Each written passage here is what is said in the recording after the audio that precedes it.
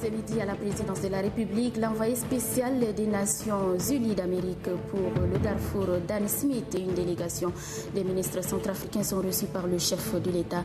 Reportage en volet 1 de ce journal. Grande première pour l'armée nationale tchadienne avec la présentation au drapeau de 7433 jeunes recrues des forces armées et de sécurité ce mercredi à Moussourou. Une occasion de rappeler la noblesse de la voie dans laquelle ces nouveaux se sont engagés. Et puis, dans un document signé ce mardi, la FAO s'engage à apporter son appui dans le domaine de la sécurité alimentaire et le développement rural pour une période de 5 ans.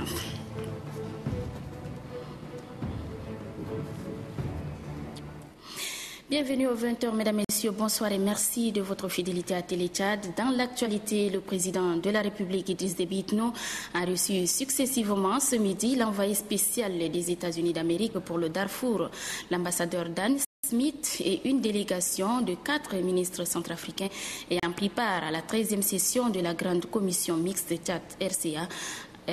S'est entretenu donc avec le chef de l'État, Nassir Ntiti. Ils sont 4 ministres centrafricains à prendre part aux travaux de la 13e session de la Grande Commission mixte Tchad-RCA. Cette délégation, conduite par le ministre centrafricain des Affaires étrangères, Antoine Gambi, est venue rendre compte des conclusions des travaux de la Commission au chef de l'État, Idriss Déby Itno. L'on retiendra que 10 accords et conventions ont été signés entre les deux parties. Il s'agit entre autres d'un accord d'assistance en vue de prévenir les infractions douanières et sécuriser les transits, un accord pour le mouvement de bétail et de transhumance et un autre de coopération universitaire et d'agence de presse. Le chef de la diplomatie centrafricaine est aussi porteur d'un message de son président à son homologue Idriss Déby Itno. Le président centrafricain m'a demandé de transmettre cette compassion de vive voix à son frère, le président Idriss Déby Itno. Du fait que le président de la République et ses compagnons sont sortis indemnes d'accident d'avion qui avait eu lieu le 28 octobre dernier. Après la délégation centrafricaine, le chef de l'État Idriss Déby Itno reçoit l'envoyé spécial du gouvernement américain pour le Darfour, l'ambassadeur Dan Smith. Pour créer les conditions pour le retour de la paix dans le Darfour, le chef de l'État a déployé d'énormes efforts, raison pour laquelle il est souvent consulté sur ce dossier. Nous avons eu une conversation très utile. Le président m'a donné quelques bonnes idées de suivre. Et nous pensons que le Tchad reste extrêmement important dans la résolution de ce conflit. Pays épris de paix et de justice, le Tchad, malgré ses modestes moyens, demeure mobilisé et reste disposé à apporter sa contribution à la paix et à la stabilité du Darfour. Sachez aussi que le président de la République a rencontré ce soir le bureau politique national du mouvement patriotique du salut. Devant les membres du bureau politique national, le chef de l'État a remercié le Très-Haut qui a épargné le Tchad de retomber dans le chaos. Il s'est dit disponible à mener à terme l'œuvre entreprise. Vous pourrez suivre le reportage au cours de ce journal. Et puis, suite à la catastrophe aérienne confroulée, le chef de l'État et sa suite le 28 octobre dernier à Calaït, les communiqués de compassion et de louange à Dieu continuent à nous parvenir. Ces communiqués nous émanent des organisations ou des personnalités ci-après. Le Parlement communautaire de la CEMAC par son secrétaire général Amin Abassidik, Nour Abdallah Djoubar, directeur général d'Alibé Group, Daoud Kinefour au nom du RDP, l'ambassadeur Mohamed Habib Doutoum au nom du personnel et de la colonie en Égypte, Paimi Padake Albert au nom de la délégation parlementaire tchadienne auprès du Parlement de la CEMAC en mission à Malabo, la Miss cinquantenaire, le maire de la ville de N'Djamena et les maires des 10 arrondissements, le sultan de Fitri et sa population, le chef de canton Donzataïr Alanga, Abderrahman Asabara Soul au nom des militants MPS en RCA, Abakar Moussa Kali pour le bureau de soutien Baobab, le gouverneur Djida Moussa Othman au nom de la population de Adjarlamis, Yaya Haroun, militants MPS au Soudan, Ibrahim Koulamalla pour le MSAR R. Abakar Hassan Eli pour la coordination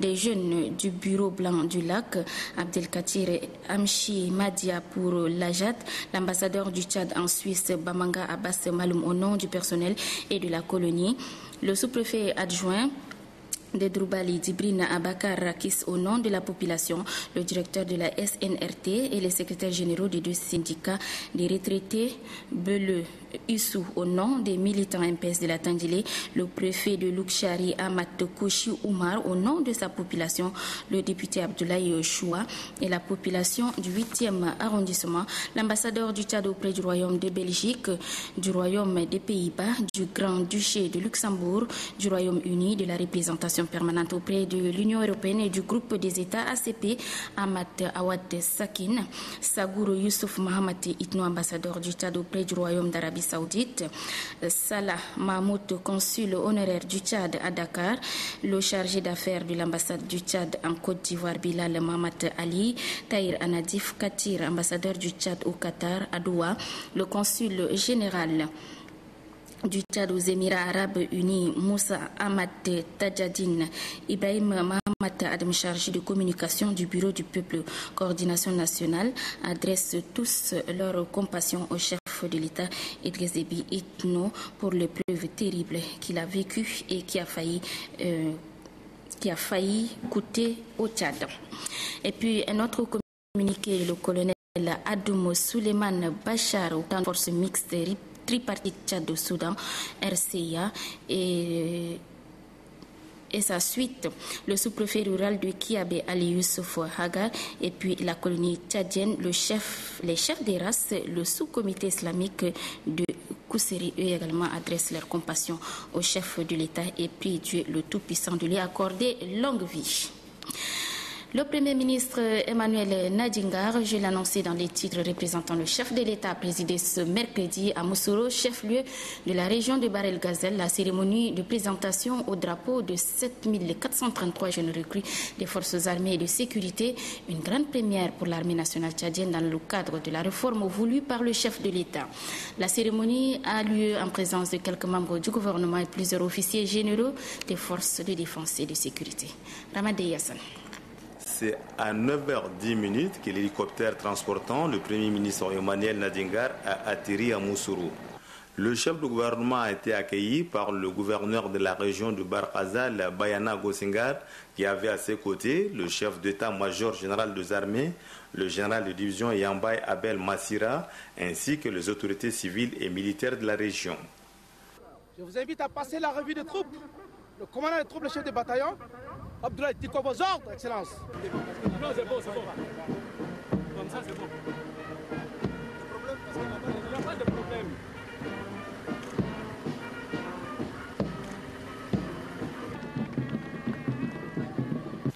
Le Premier ministre Emmanuel Nadingar est à Moussoro pour représenter le président de la République, Idriss Déby Itno, à cette cérémonie marquant la fin de formation de plus de 7000 jeunes recrues au sein de l'armée nationale tchadienne. Depuis octobre 2011, le Tchad est résolument engagé dans la réforme de son armée.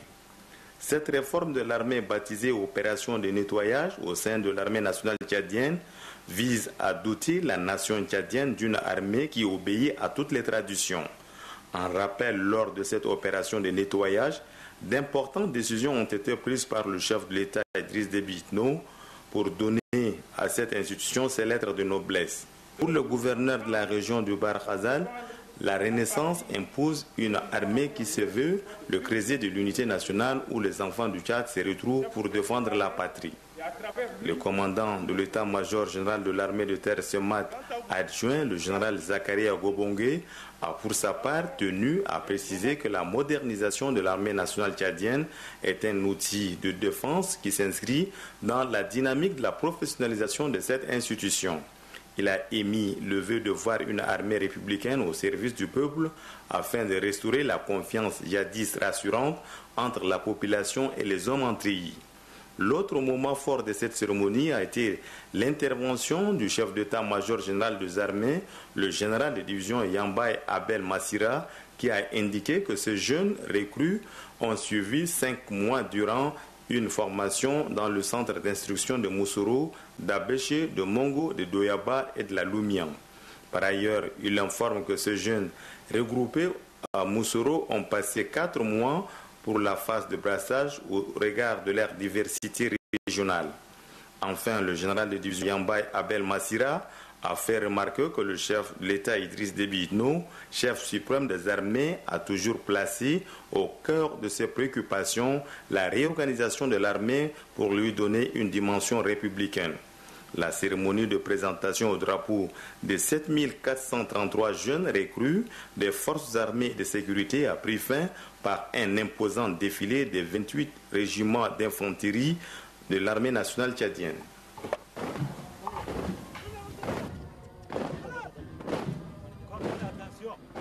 Dans le discours qu'il a prononcé ce matin, le Premier ministre a rendu un hommage mérité au chef de l'État, chef suprême des armées, Idriss Déby Itno, pour les nombreux efforts consentis dans le domaine de la sécurité. Emmanuel Adingar, que vous suivrez dans un instant, souligne que la cérémonie de présentation au drapeau vient ainsi traduire la volonté politique du président de la République de doter le pays d'une armée républicaine. Suivez. C'est le lieu ici de rendre un hommage mérité à son Excellence, M. Idriss Déby Itno, président de la République, chef de l'État, chef suprême des armées, qui a toujours mis au centre de ses préoccupations la question de sécurité, sans laquelle aucun développement, sous quelque forme que ce soit, ne saurait se réaliser. Une question fondamentale pour laquelle il a toujours fait don de sa personne. Il vous souviendra qu'il y a un an, jour pour jour, ici même à Moussoro, son Excellence Monsieur le Président de la République, chef de l'État, chef suprême des armées, a lancé l'opération d'assainissement des effectifs des forces armées et de sécurité. C'est à l'issue de cette opération salutaire que ces jeunes ont été recrutés pour le rajeunissement de nos forces. Avec le retour à la paix et la fin des rébellions armées, les conditions d'une véritable réforme de notre armée sont désormais réunies. Aujourd'hui, nous voici à la cérémonie de présentation au drapeau.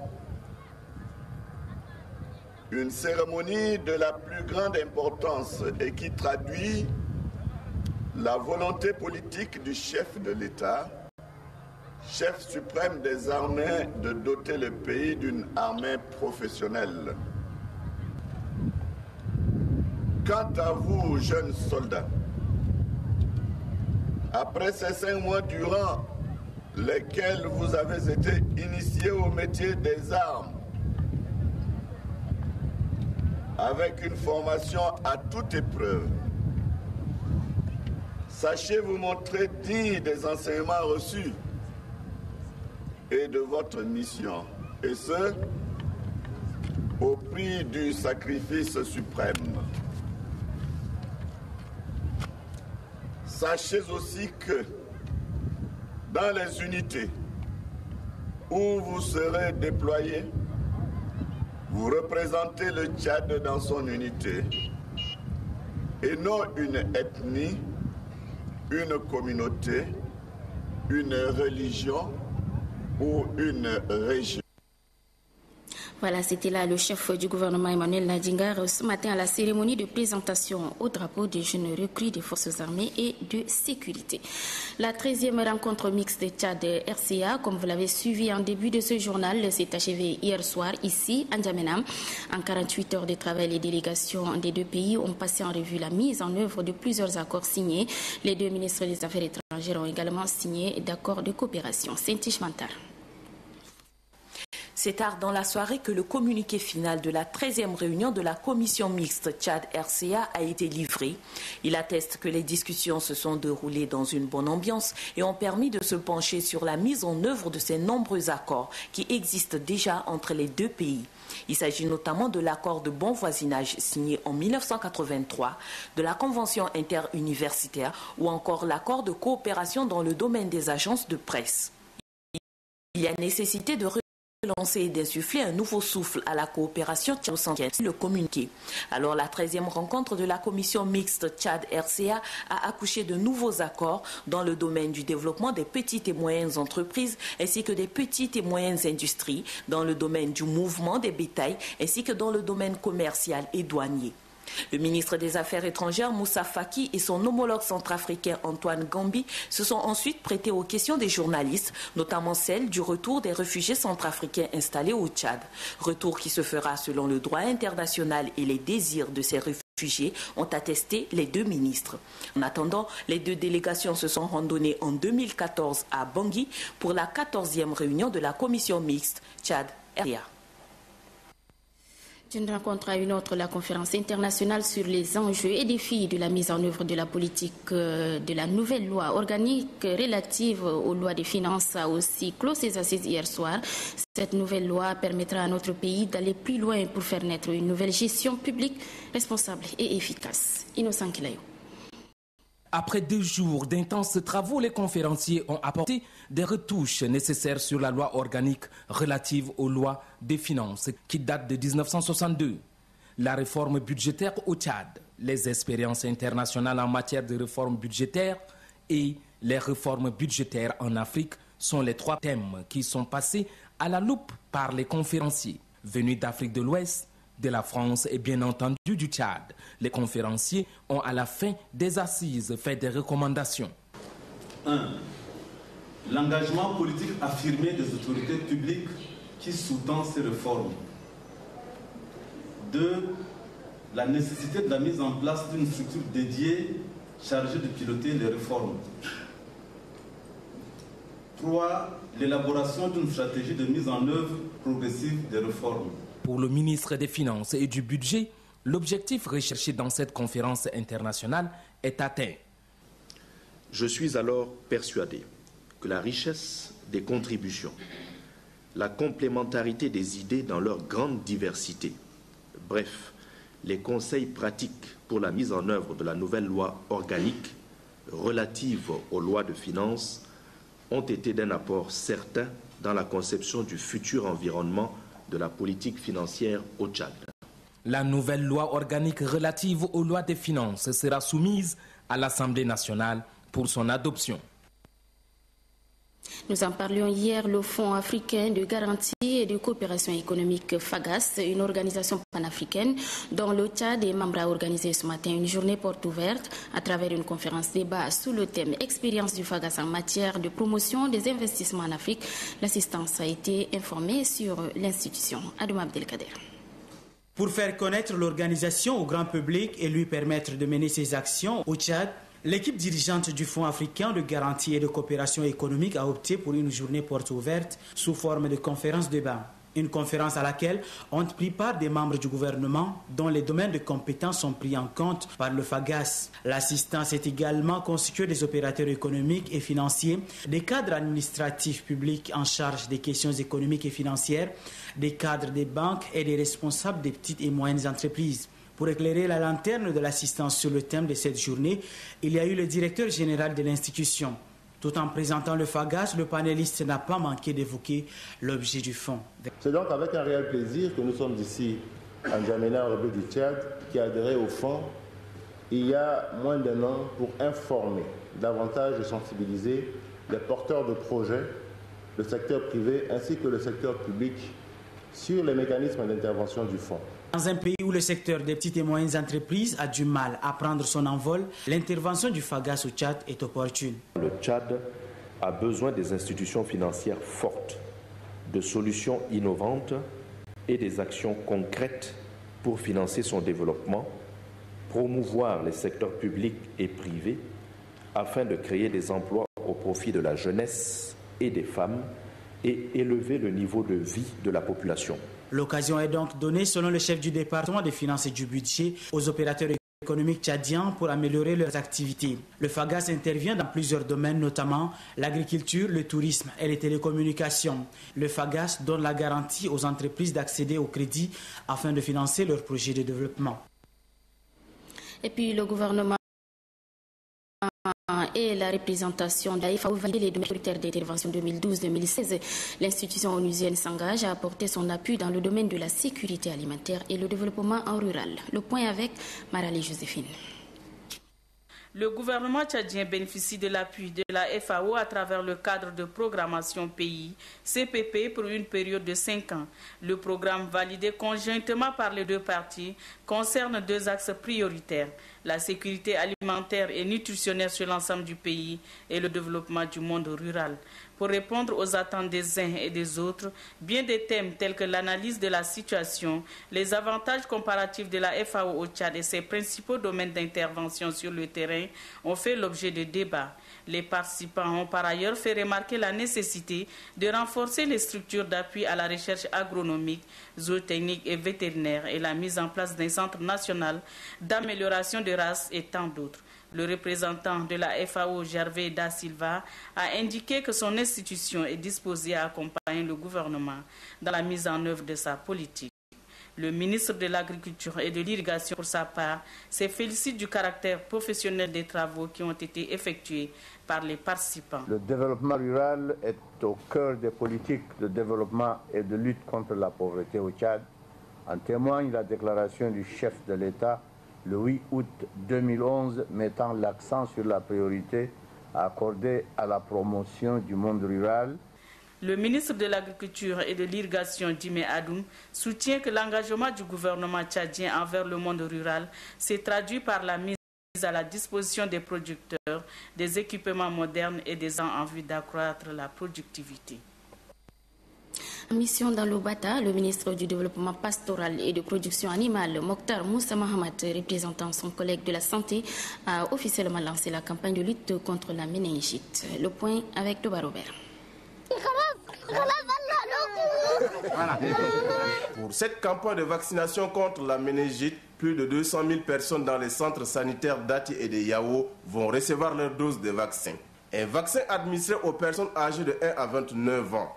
Ces vaccins appelés Men Afrique Vac ne présentent aucun risque, rassurent les autorités sanitaires du Bata.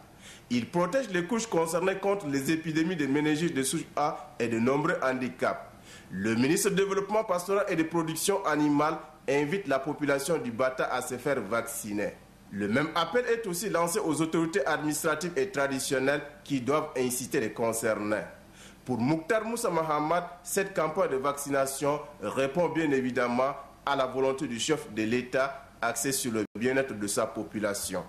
L'implication personnelle du chef de l'État et de tout le gouvernement dans la lutte contre les épidémies en général et la méningite en particulier n'est plus à démontrer, tant elle est manifeste à travers les réunions mensuelles de la gestion des épidémies que le chef de l'État préside lui-même et le déblocage effectif des fonds pour la mise en œuvre de cette campagne de vaccination contre la méningite.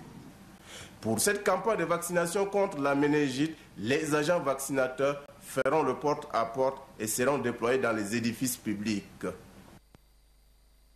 Demain 1er novembre, notre pays, à l'instar des pays membres de l'Union africaine, célèbre la journée panafricaine de la jeunesse. À cet effet, le ministre de la Jeunesse et des Sports, Aïkal Zakaria Ben Djibril, a rendu public une déclaration. En voici un extrait proposé par Innocent Kilayo. La célébration de l'édition 2012 de la journée panafricaine de la jeunesse intervient au moment où le Tchad, notre pays, a retrouvé la paix et la stabilité grâce à l'effort de tous ses filles et fils et surtout de l'effort de sa jeunesse. C'est pourquoi je reste convaincu que nous poursuivrons ensemble les actions du ministère de la Jeunesse et des Sports qui concourent au bien-être et à l'épanouissement de la jeunesse tout entière. Chers jeunes, il est important de vous rappeler que l'amélioration de vos conditions de vie passe par la réussite des actions menées par le gouvernement en votre faveur. C'est pourquoi je vous demande de vous approprier les diverses structures d'appui aux jeunes j'ai cité le Fonds national d'appui à la jeunesse, les microcrédits et bien d'autres encore. Vous devrez assumer pleinement vos responsabilités quant à la préservation des acquis chèrement obtenus. Chers jeunes, je voudrais en ce jour du 1er novembre réitérer la disponibilité du ministère de la Jeunesse et des Sports à traduire dans les actes le vœu du président de la République, chef de l'État, et son engagement qui a placé notre jeunesse au cœur de ses actions afin de lui offrir les meilleures conditions pour son épanouissement et à la hisser au palier d'honneur à l'instar des autres nations. Je vous exhorte à vous procurer de la Charte africaine de la jeunesse ratifiée par la plus haute autorité du pays en août 2008. Voilà, je vous le disais tout à l'heure, le président de la République a rencontré ce soir le bureau politique national du mouvement patriotique du salut. Devant les membres du bureau politique national, le chef de l'État a remercié le Très-Haut qui a épargné le Tchad de retomber dans le chaos. Il s'est dit disponible donc à mener à terme l'œuvre entreprise. Le point avec Adoum Abdelkader. Je mesure parfaitement votre attachement à ma personne, surtout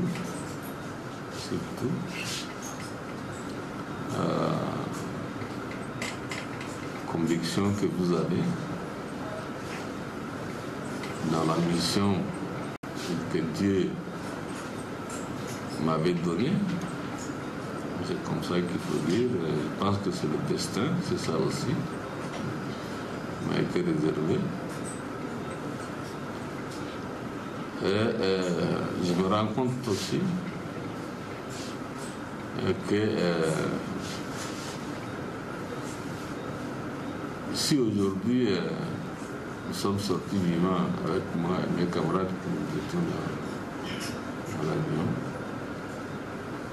c'est d'abord grâce à Dieu que nous sommes là, à qui nous devons vraiment tous nos remerciements, toutes nos prières, surtout en particulier,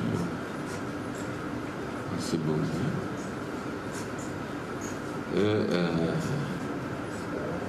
C'est aussi, il n'y a pas un destin sans Dieu. Le destin, c'est lié à l'existence de cet être suprême-là. C'est-à-dire que nous avons encore certainement des choses à faire pour ce pays. Peut-être que nous avons encore des projets à accomplir pour ce pays. Peut-être que le pays, quelque part, encore a besoin, ou les Tchadiens encore ont besoin de nos services. Donc c'est pour ça que je crois que nous avions frôlé la mort. Bien merci, sans l'avoir. Je sais très bien, très franchement, et je mesure certainement la gravité de ce que nous avions vécu comme situation, mais c'est en particulier, je mesure vraiment la quasi-totale, je dirais, tristesse et émotion qui vous a gagné tous. Et pour beaucoup d'entre vous, se sont même posé beaucoup de questions en un laps de temps.